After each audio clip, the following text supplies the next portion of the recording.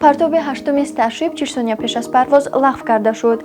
SpaceX дар охирини лаҳза партоби ҳаштуми озмоишии киштии кайҳонии Starship-ро бо мушаки Super Heavy манъ кард, ки қарор буд рӯзи душанбе соати 6:45 ба вақти шарқӣ аз майдони партобгоҳи Starbase дар Бока Техаси ҷанубӣ амалӣ карда шавад.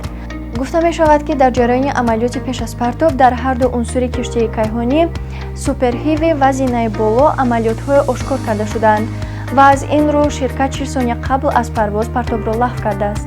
намояндагони SpaceX гуфтанд, ки кӯшиши дигари партоб дар рӯзи дигар метавонад рух диҳад, гарчанде таърихи парвоз метавонад бештар давом кунад.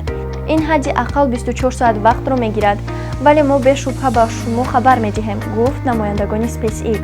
SpaceX гуфт, ки барои пешгирӣ аз такрори чунин вазъ дар таҷҳизот ва амалиёти киштӣ тағйироти зарурӣ ворид карда шудааст.